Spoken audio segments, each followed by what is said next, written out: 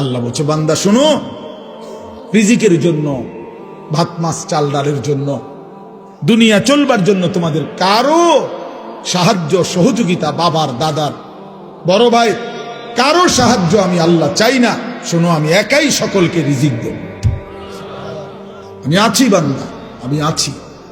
নাহনু নারযুকুকুম ওয়া ইয়্যাহুম, আমি তোমাদেরকেও রিজিক দেব, তোমাদের সন্তানদেরকেও আমি রিজিক দেব।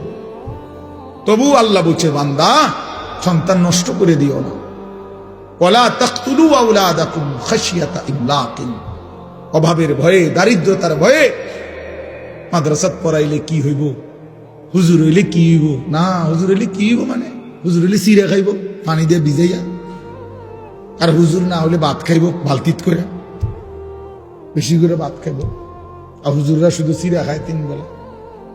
এই তো না, আপনার কাছে তো শয়তানে বলছে, এটা আপনার কাছে তো ইবলিসে বলছে।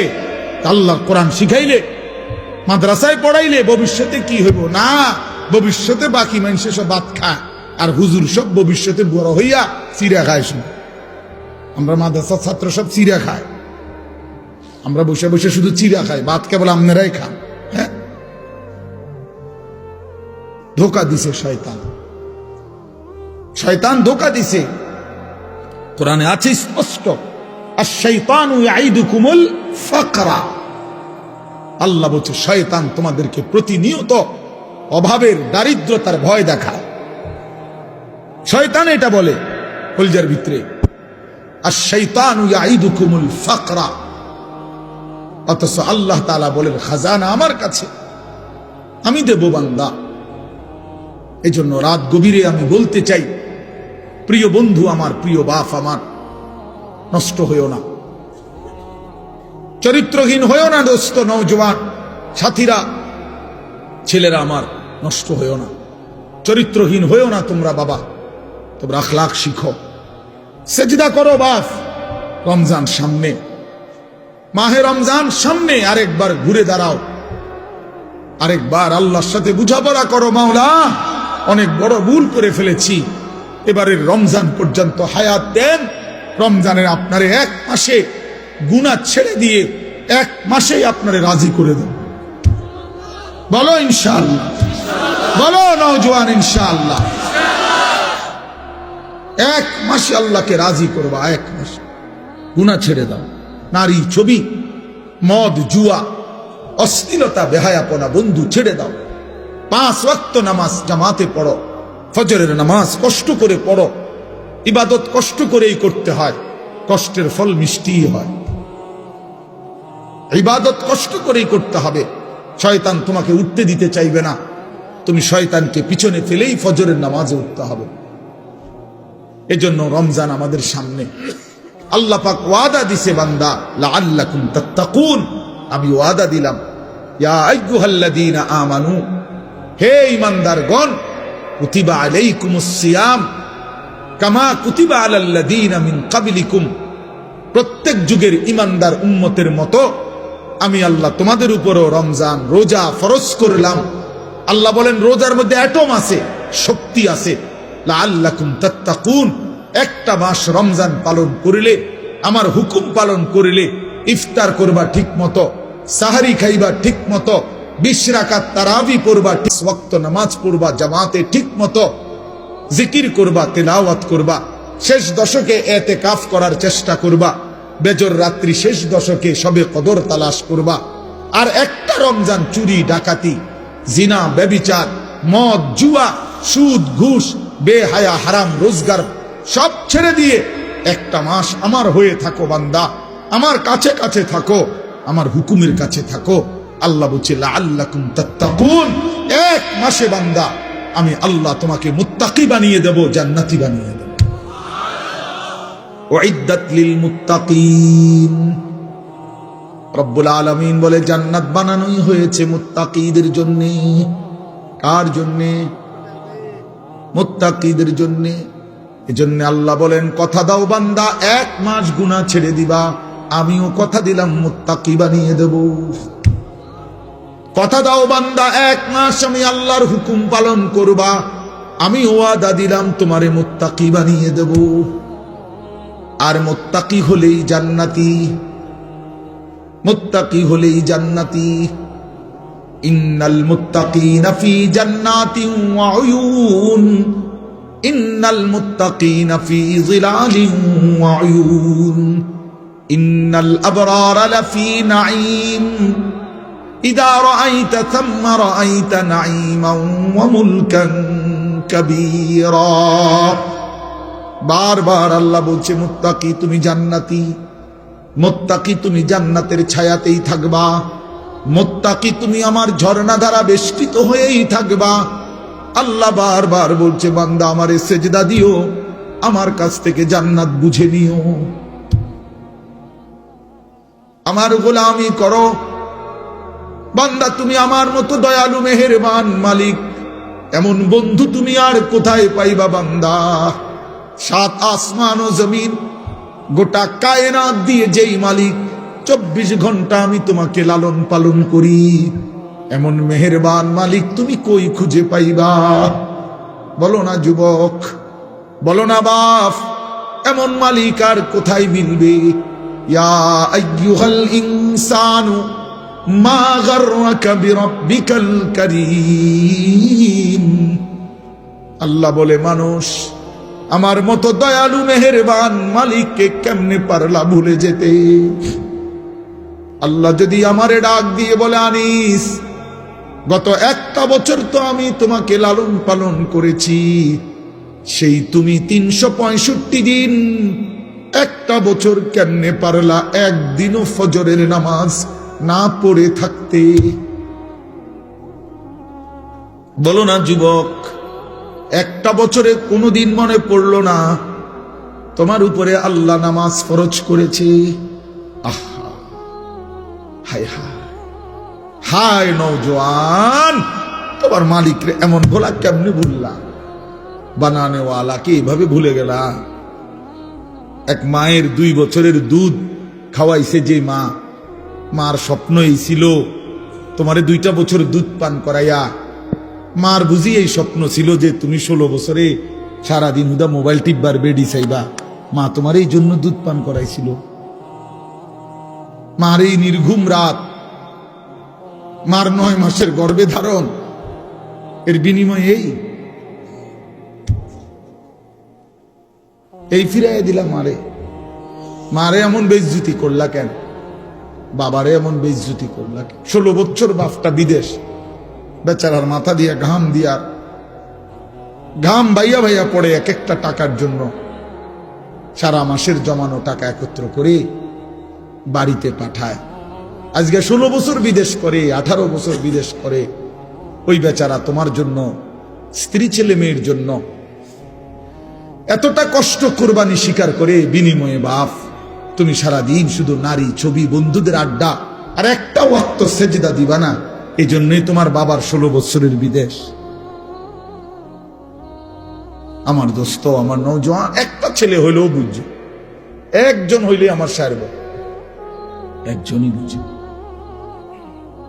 মারে বেইজ্জতি করো না। আমরা কিতাবে পড়ছি নবীজির এক সাহাবী 16 বছর বয়সে কাফের দুশমনদের হাতে বন্দী হয়েছিলেন। দুশমনের সর্দার উনারে বলছিল তুই শুধু একবার বলবি মুহাম্মদ আল্লাহর রাসূল না, আমি তোরে ছেড়ে দেব। ওই সাহাবী হাবিব ইবনে যায়েদ রাদিয়াল্লাহু তাআলা আনহু বলছিল, ওয়াল্লাহি আনা আশহাদু আন্না মুহাম্মাদান রাসূলুল্লাহ, আল্লাহর কসম আমি সাক্ষ্য দিচ্ছি আমার মদিনাওয়ালা মুহাম্মদ তিনি আল্লাহর রাসূল। ওই দুশমনের সর্দার ওনার একটা অঙ্গ কাইটা ফেলছে। ডান হাত আলাদা কাটছে, বাম হাত আলাদা কাটছে, ডান পাও আলাদা কাটছে, বাম পাও আলাদা কাটছে, জিহ্বাটা টাইনে আলাদা কাইটা ফেলছে, শরীরটা কাইটা টুকরা টুকরা করে পিস পিস বানায় ফেলছে। দোস্ত আমার, কসম খোদার, এভাবে কাইটা টুকরা টুকরা করে ফেলে দিছে, ওনারে ছিন্ন ভিন্ন করে ছড়ে দিছে। এই খবর যখন মদিনায় ওনার কাছে, ওনার মা, এই সাহাবীর মাও ছিলেন সাহাবী উম্মে আম্মারা রাদিয়াল্লাহু তাআলা আনহা, নবীজির মহিলা সাহাবী। এই সাহাবীর মা উম্মে আম্মারার কাছে মদিনায় এই সংবাদ আসছে, লোকেরা আইসা শুনাইছে মা তোর সন্তানকে বেঈমানে হত্যা করছে, শহীদ করে দিয়েছে। তবে মা তোর সন্তানকে বড় নির্মম ভাবে মারছে, একটা একটা অঙ্গ কাইটা কাইটা আলাদা করছে, সারাটা দেহ কাইটা কাইটা টুকরা টুকরা করে ফেলে দিছে। মা তোর ছেলের জানাজা হয় নাই, তোর ছেলের লাশ দাফন হয় নাই, তবুও তোমার ছেলে 1 মিনিটের জন্য মুহাম্মদ আরবির বিরুদ্ধে একটা শব্দ উচ্চারণ করে নাই। আল্লাহর কসম আমরা উর্দু কিতাবে পড়ছি বাপ। সেই মা চিৎকার করে বলছে লিহাযাল ইয়াউমে আরদাতুহু। এই মা তখন বলছে মদিনাবাসী আল্লাহর কসম এই দিনের জন্যই আমি আমার সন্তানকে বুকের দুধ খাওয়াই।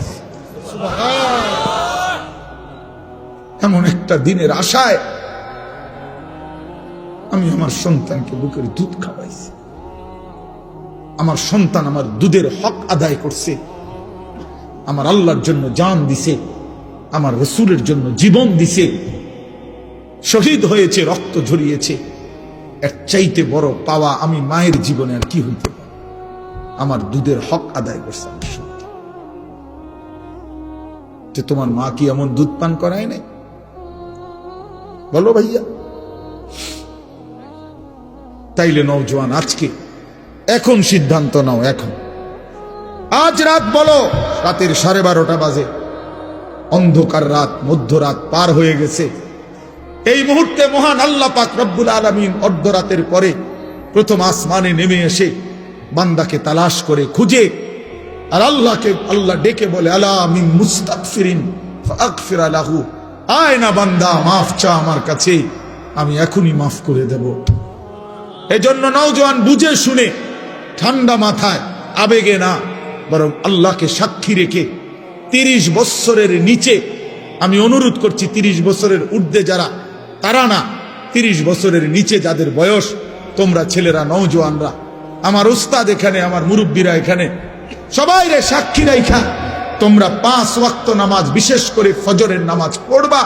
নারী, ছবি, অশ্লীল দৃশ্য দেখা ছেড়ে দিয়ে ইনশাআল্লাহ আমি ওয়াদা দিলাম যুবক, আজকে যদি তুমি সেজদা দিতে পারো, আল্লাহকে রাজি করতে পারো, আগামী দিনে ইসলামের পতাকা তোমাদের হাতে উড়বে ইনশাআল্লাহ। এই ওয়াদা দিয়া দাঁড়াও তোমরা। 30 বছরের নিচে যাদের বয়স, হিম্মত করে দাঁড়াও, বলো ইনশাআল্লাহ, জোরসে বলো, বলো, তোমরাই স্লোগান দাও, তোমরাই তাকবীর বলো, বলো।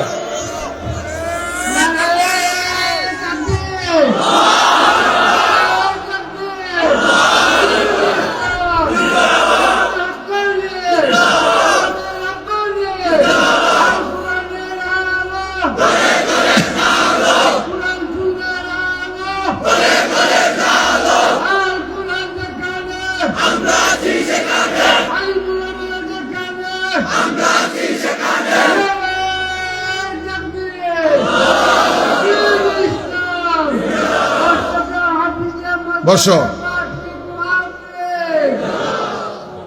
দেখছনি চাচা, তোমার করতে বড় জোয়ান, আমার বাংলার সিংহ শার্দুল,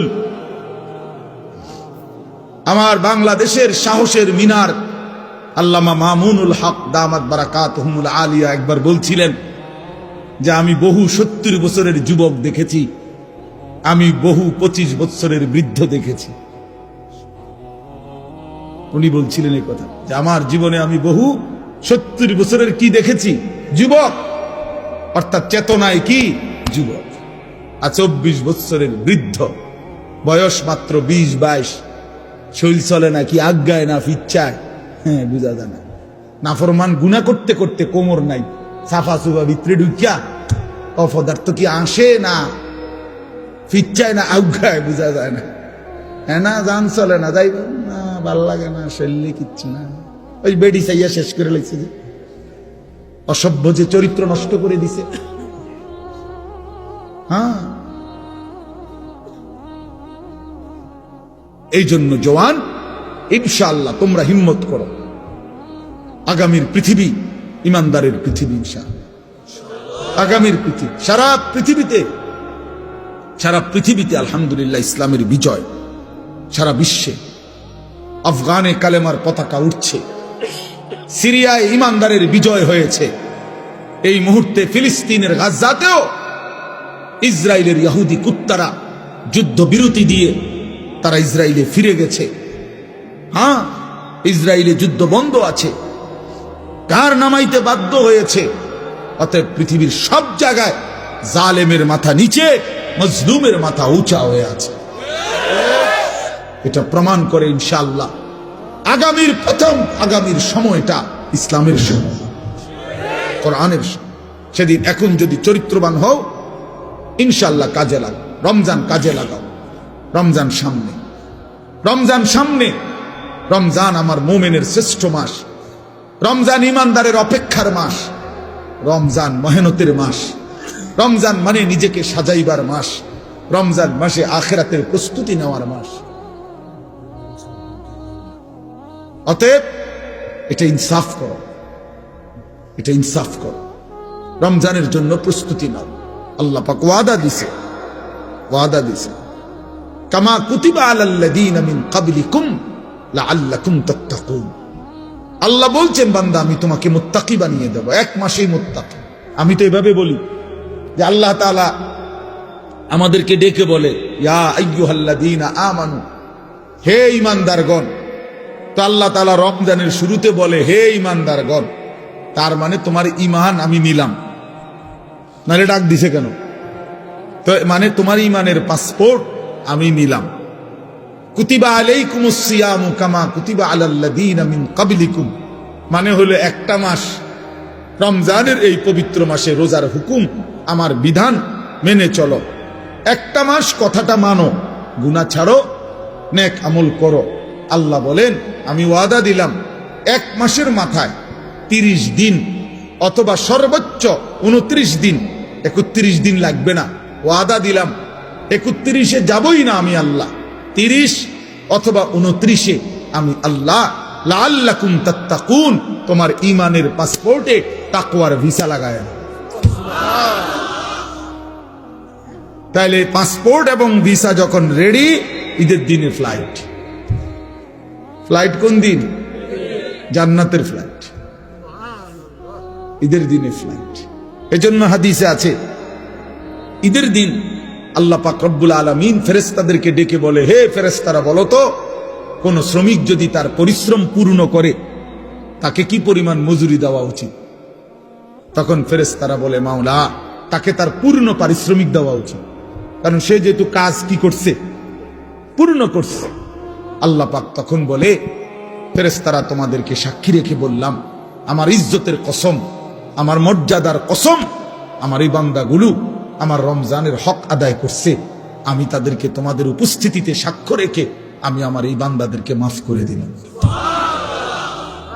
তখন ঈদগাহে দাঁড়িয়ে ঈদের নামাজের সময়ে ফেরেশতারা ডেকে বলে, হে ঈমানদার, তোমরা যারা রমজান আদায় করেছ, তোমরা যারা গুনাহ থেকে মুক্ত রয়েছ, তোমরা যারা গত একটা মাস তোমাদের মালিকের হুকুম পালন করেছ, আজ আমরা নিজ কানে এইমাত্র আল্লাহর দরবারে শুনে আসছি, ইয়া আইয়ুহান নাস ইন্নাল্লাহা কাদ গাফারা লাকুম। হে লোক সকল, নিশ্চয়ই আল্লাহ পাক, আমরা শুনে আসছি, তোমরা মাফ করে দিয়েছে। ফারজিউ রাশিদিনা ইলা রিহানিকুম, অতএব খুশি খুশি চিত্তে তোমরা ঘরে ফিরে যাও। যাও, ঘরে চলে যাও। আজরাইল আসবে, আজরাইলের হাতে ধরা দিয়ে আমার জান্নাতে চলে আসো। ইয়া আইয়াতুহান নাফসুল মুতমাইন্নাহ ইরজিই ইলা রাব্বিক রাদিয়াতাম মারদিয়াহ। এজন্য নেককার যখন জান কবজ করে ফেরেশতা, তো আল্লাহ নবী সাল্লাল্লাহু আলাইহি সাল্লাম বলছেন, কোন গ্লাস থেকে যেভাবে একটু কাজ করলে পানি যেমন আরামসে পড়ে, আল্লাহ নবী বলেন, মালাকুল মউত আজরাইল ইমানদার নেককার ব্যক্তির সামনে এসে এভাবে ডাক দেয়, আইয়াতুহান নাফসুত তাইয়্যিবা, আইয়াতুহান নাফসুল মুতমাইন্না, হে পবিত্র আত্মা, নিরাপদ আত্মা, তোমার আল্লাহর সন্তুষ্টি আর মাগফিরাতের দিকে বেরিয়ে আসো। এটা বললেই ব্যক্তির, ইমানদারের রুহটা, এই গ্লাস কাজ করলে যেরকম পানি আপোষে পড়ে, ইমানদারের রূহ মালাকুল মউত আজরাইলের হাতে এইভাবে আপোষে চলে আসে। আল্লাহর কসম এটা হাদিস।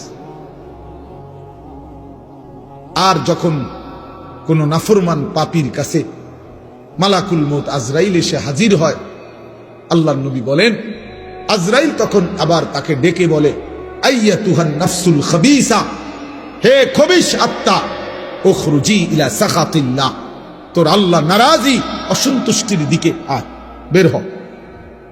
খোদার কসম আল্লাহ পাক, আল্লাহর নবী বলেন নাফরমানের রূহু তখন কলিজা থেকে বের হতে চায় না। তখন মালাকুল মউত আজরাইল খপ কইরা কলিজাটার মধ্যে ধইরা বেঈমানের রূহুটা একটা টান দিয়া ছিঁড়ে ফেলে, একটা টান দিয়া ছিঁড়ে ফেলে। ছিঁড়িলেই রূহুটা আইসা কণ্ঠনালীর মধ্যে এখানে আটকায় যায়। ফালাউলা ইযা বালাগাতিল হুলকুম ওয়া আনতুম হিনাইযিন তানদুরুন ওয়া নাহনু আকরাবু ইলাইহি মিনকুম ওয়ালাকিন লা তুবসিরুন ফালাউলা ইন কুনতুম গায়রা মাদিনিন তারজিউনাহা ইন কুনতুম সাদিকিন। আল্লাহ বলে নাফরমান যদি সক্ষমতা থাকে, রুহুটাতে এখানে আটকায় রইছে, এটারে আবার আপন জায়গায় কলিজায় ফিরায় নে, তারজিউনাহা দে ফিরায়, ইন কুনতুম সাদিকিন। তুই না বলছিলি কিসের আল্লাহ, কিসের কোরআন, কিসের হুজুর? এই মিয়াডি থন মিয়া, সব কথার মধ্যে হুজুর আরে টাইম আইনেন না, সব কথার মধ্যে কোরআন কিতাব টাইম আইনেন না, এমন বেয়াদব নাই? কথা বলেন না কেন?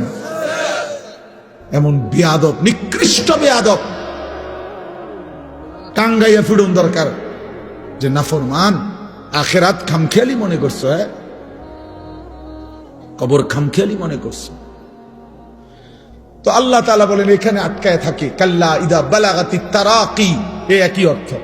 কণ্ঠনালীতে নাফরমানের রুহুটা যখন আটকায়, এইটা আমি এমনি বুঝাই তাহলে বুঝতে সুবিধা হবে। এই দেখেন এইটা আছে না, এই টিস্যু, এটা বাইর করা খুব সহজ, এই যে টান দিলেই বাইর হয়ে যাবে, এই যে, ঠিক না? কিন্তু এই যে একটা পলিথিন আছে এটার মধ্যে, দেখছেন এই যে একটা আলগা পলিথিন আছে না, এইটা আপনি টান দিলে বাইরে হবে না, কি করতে হবে? ছিটতে, এরকম টাইম না ছিটতে হবে। খোদার কসম নবী বলেন নাফরমানের রুহু এই কণ্ঠনালী থেকে বের হতে চাইবে না, আজরাইল ধইরা ছিরা টাইনা হেসায়া এরপরে বাইরে কিভাবে বের।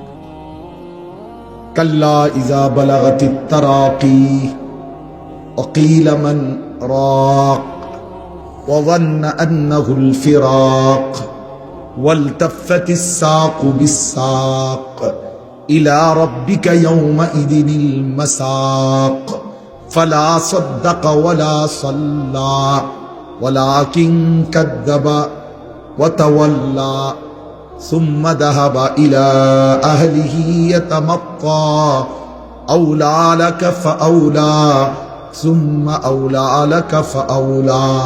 আল্লাহ বলে না ফরমানের কণ্ঠনালীতে সে রূহটা আটকায় গেছে, সবাই ডাকাডাকি করছে, এখন তাকে বাঁচাবে কে? আল্লাহ বলে না ফরমান তো বুঝেই ফেলেছে, আজ তাকে পৃথিবী থেকে চলেই যেতে হবে।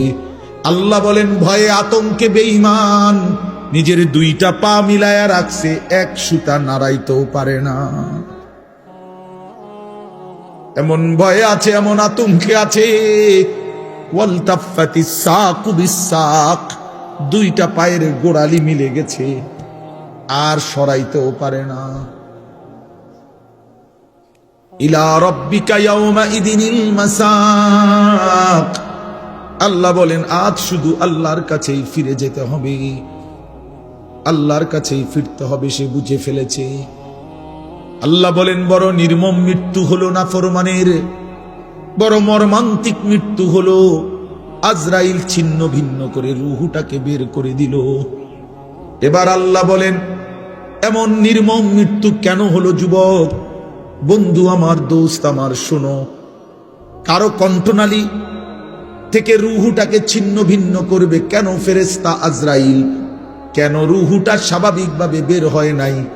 আল্লাহ বলেন ফালা সাদ্দাকা ওয়ালা সাল্লা, কারণ হইল এই নাফরমান আমি আল্লাহকে বিশ্বাস করে নাই, ওয়ালা সাল্লা, এবং নামাজ আদায় করে নাই। কোন অর্থ কি? কোন ওয়ালা সাল্লা অর্থ কি বলেন? বন্ধু আমার, দোস্ত আমার,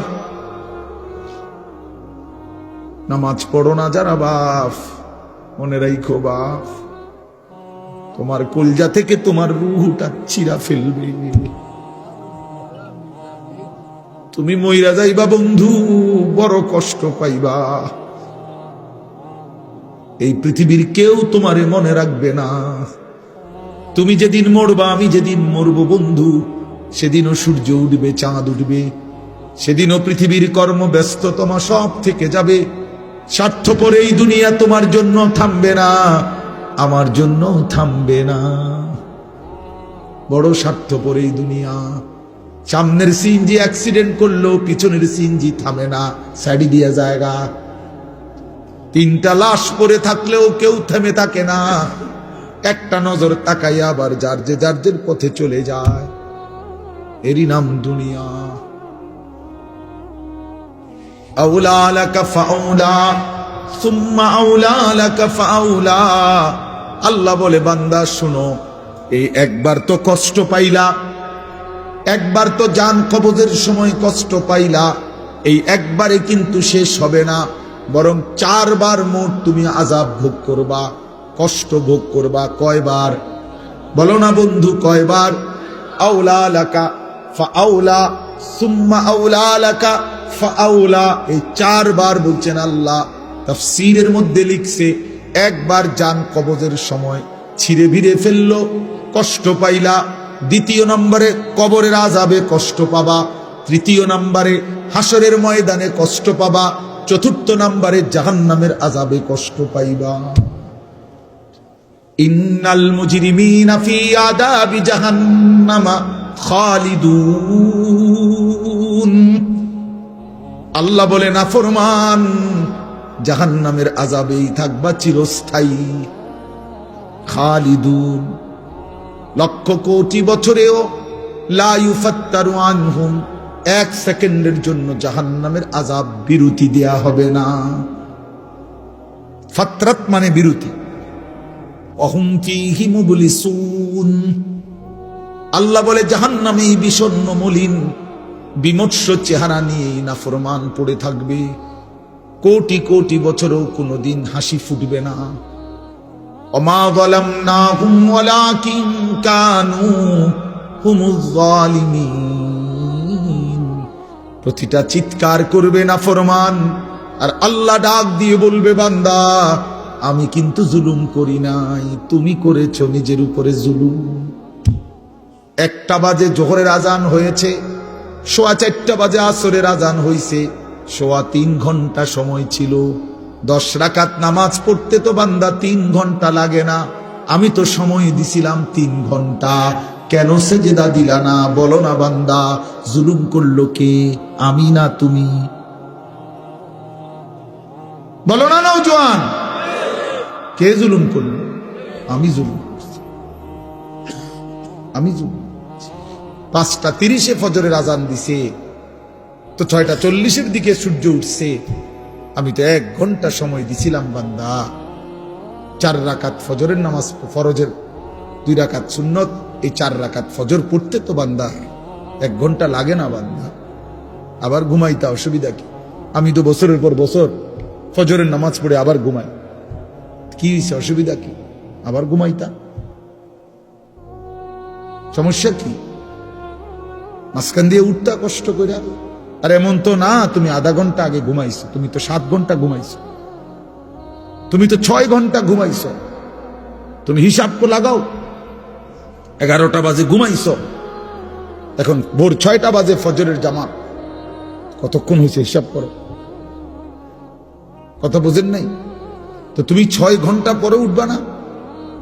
7 ঘন্টা পরে উঠবা না? ইনসাফ কি বলে? কষ্ট পাই বাবা, কষ্ট পাই।